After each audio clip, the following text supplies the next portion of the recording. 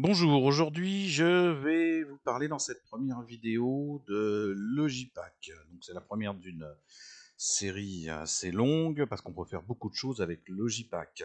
Si on en fait le tour rapidement, vous avez la touche principale classique qui vous permet de monter les multiplanches, les calendriers, les vœux, enfin toutes les planches dont vous avez besoin dans le scolaire.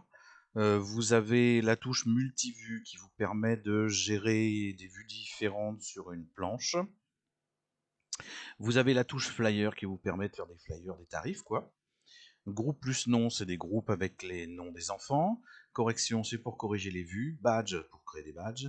Trombinoscope, pour faire des trombinoscopes. Groupe seul, pour faire des groupes sans les prénoms, ça. Et groupe plus portrait, pour faire avec les portraits. Donc on va voir sur cette première vidéo la touche correction, qui est quand même assez simple. Donc là, je vais recadrer un peu, vous voyez à peu près tout.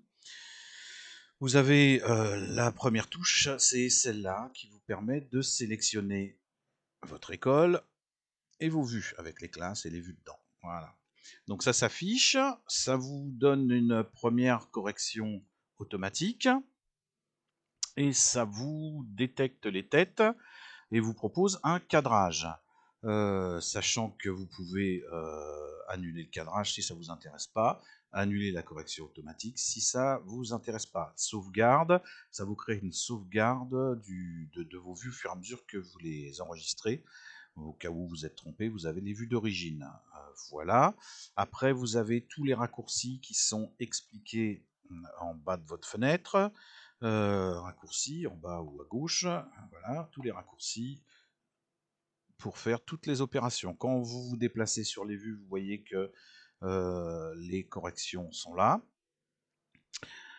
Vous pouvez donc corriger en rouge, vert, bleu ou dans les tons clairs, en rouge, vert, bleu.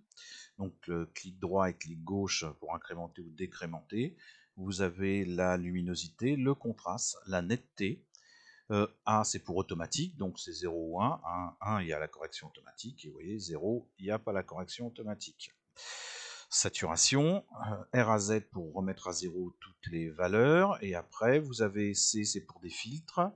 Je vous montre rapidement le filtre contour, le filtre négatif, le filtre postérise, le filtre solarise, le filtre estampage et aucun filtre.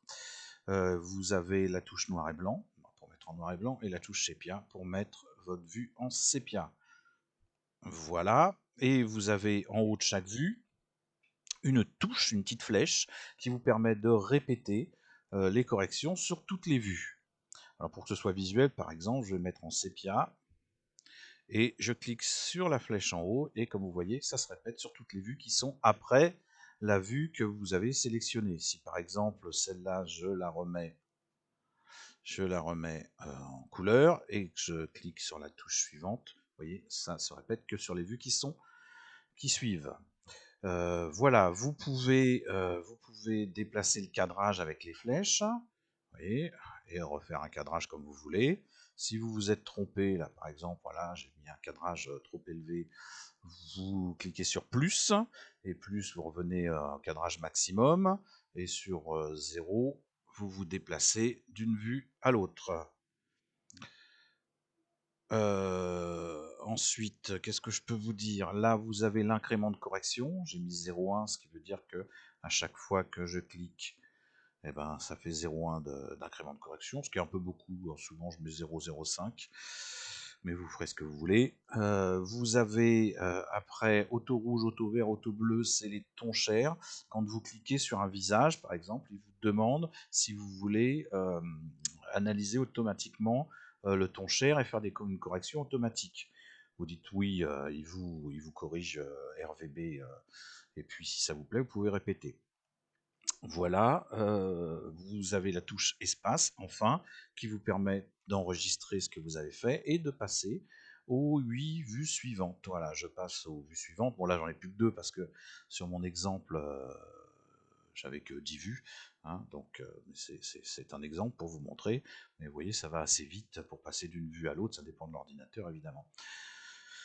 Voilà, j'ai expliqué un peu rapidement. S'il reste encore une chose qui peut être utile, donc quand vous allez sur une vue, vous voyez l'histogramme et vous pouvez enregistrer une correction si vous mettez sur une vue, que vous allez vous déplacer ici. Vous pouvez là enregistrer les corrections, donner un nom à votre réglage et l'appliquer plus tard, par exemple une correction par opérateur, l'appliquer et le répéter sur toutes vos vues. Voilà, là je remets RAZ parce que évidemment j'ai appliqué quelque chose d'un peu dur. Vous avez l'histogramme qui s'affiche quand vous survolez une vue. Qu'est-ce que je peux vous dire d'autre? Ben voilà. Ouais, donc, comme vous voyez, c'est assez simple. Entraînez-vous et après quelques entraînements, vous y arriverez sans problème. Donc, je quitte et si on regarde dans mon dossier, comme je vous l'ai dit, il a créé une école Marcel Pagnol Origine. C'est les vues non corrigées. Vous voyez. Et sur l'école Marcel Pagnol corrigée, vous voyez, c'est ce qu'on a fait, quoi. Mon cadrage qui était un peu fort, etc., quoi. Et mes vues en sépia. Donc, si vous êtes trompé, vous pouvez recommencer et ça vous réaffichera vos vues. Voilà, j'espère que j'ai été clair dans cette première vidéo. J'en ferai d'autres pour expliquer un petit peu toutes les touches et comment les utiliser. Merci, au revoir.